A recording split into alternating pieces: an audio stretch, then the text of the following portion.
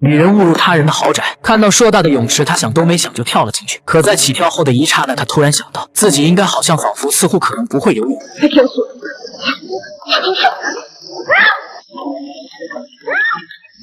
幸好豪宅的主人及时出现，才避免艾娃为自己的莽撞而买单。艾娃本该是停放在太平间里的尸体，意外被人注入了上古圣物天使之环，结果奇迹般的复活了。清醒后，眼前的一幕令他不寒而栗。击杀了一名雇佣军后，他逃出了修道院。由于上辈子四肢瘫痪，他从来没见过外面的世界。此时几个小混混将目标锁定在了他的身上，哪曾想他刚回头，就给为首的男子一个大大的惊喜。见对方要出手，艾娃下意识地向后退去，反倒被急促的汽车迎面撞击。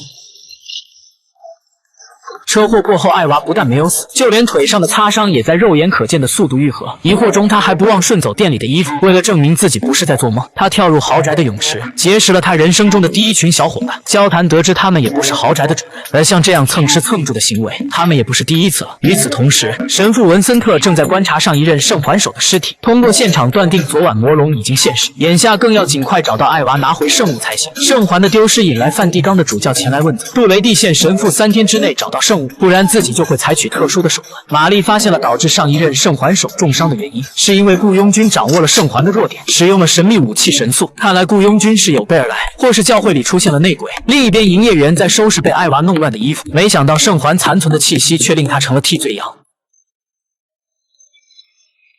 而此时，艾娃被大卫带到了豪华的宴会上，不用想，邀请函也是零元购的。正当艾娃感觉既刺激又兴奋时，他却恰好看到四处寻找他的杜雷蒂，于是他连忙躲藏，祈祷对方不要看到他。殊不知，当他靠近的那一刻，对方佩戴的戒指早就出现了预警的感应，但不知为什么，杜雷蒂并没有采取行动，甚至都无视了他。此刻，大卫突然邀请他跳舞，以此为掩护，再特意将安保绊倒，之后将对方扶起，假意向他道歉，借助视角的盲区暗示艾娃偷取安保的门禁卡。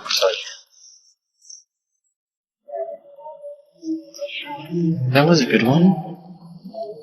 Got any more examples to teach me? 原来偷门禁卡是为了将同伴放进来。此时宴会厅的主角萨尔维博士向众人宣布了自己的重大突破，他可以令创造万物的西格斯场停止1分钟。看到他消失的左手，在场人的三观都彻底被颠覆。只有杜雷蒂知道，之所以实验会成功，是因为博士找到了教会丢失多年的圣物。他也瞬间明白了为什么一个科研发布会邀请他这个完全不沾边的主教参加了。而教会的圣物刚好被艾娃发现，在他靠近时，盾牌会产生共鸣的发光。很快，安保就发现了他们的存在。逃跑时，艾娃竟然看到了一个小男孩。就在马上要安全离开时，他又放弃了，选择回来救那个小孩。但刚才的那个小孩居然凭空消失了。正是这片刻的延迟，艾娃被安保逮个正着。可见到他以后，安保反倒被吓跑了。原来是魔龙追到了这里。